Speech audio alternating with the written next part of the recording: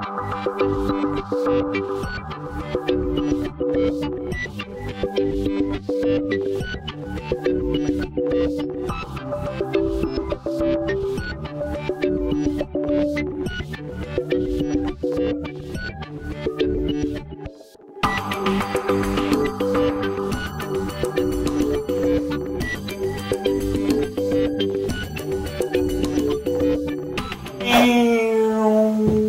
guys, welcome to my channel. You are watching Thomas in Action and I am Thomas, your host. Just quickly, I moved to this country 8 months ago. What country am I in? Oh yeah, that's right, Canada! I currently live in the city of Toronto, and since my arrival here, I have absolutely fallen in love with this city. And I want to encourage other people to fall in love with it too. So that's why I'm making this video today. I kind of wanted to give you some prior knowledge to what you need before you arrive here. So today we are going to be covering how to obtain a visa, what to do for your flights, the amount of money you're going to need before you get here, and things to think about with living arrangements.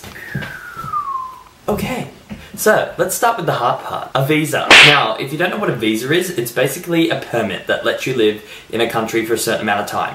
Whether it be a year, 3 months, a couple of weeks, you kind of need one if you're a foreigner. Obtaining a visa can be a bitch.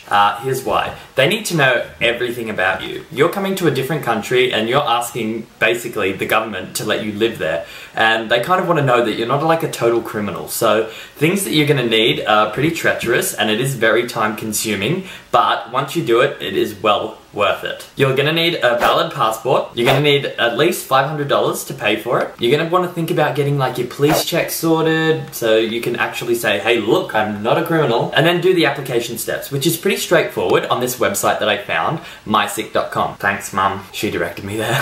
The thing about mycic.com is it's very secure and it's very straightforward. They take you through all the steps of what you need to do. You just need to get all the information that's appropriate to whatever visa you're applying for, basically. If you want to go and check out the website, go to mycic.com or just type in mycic, M-Y-C-I-C, into Google and it'll take you straight there. And yeah, probably the best advice would be get your visa sorted 2 months before you want to leave the country because it is very time consuming. Okay, the next thing that we probably want to talk about is airfares. Okay, the way I did mine was a Star Alliance round world ticket.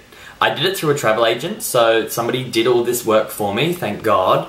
And I ended up paying about $3,000 for a round world ticket. So I stopped in places like Bali, England, and then I came to Canada, and then I have one ticket that takes me home as well.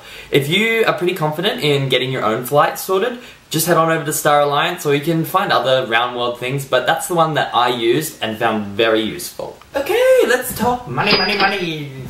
So, my idea, I knew I was coming here on a working holiday visa and I had a couple of stops in between. So what I did, I had $7,000 of money saved. That got me through everything, and by the time I got to Canada, I had about $4,000 left, which was perfect because I didn't want to work straight away when I got here. So I had $4,000 to sort of like pay my first month's rent, go and do a bit of sightseeing, then get into work and start earning the money. However, you might not want to do this, you might, I don't know. $7,000 if you're just coming here for like a 3-month visa will be perfect. You'll get to do absolutely everything and live comfortably.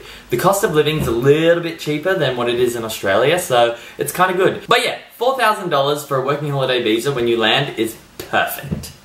Okay, and let's also talk about living arrangements, because you're going to kind of need to stay somewhere. Now, an option is a hostel.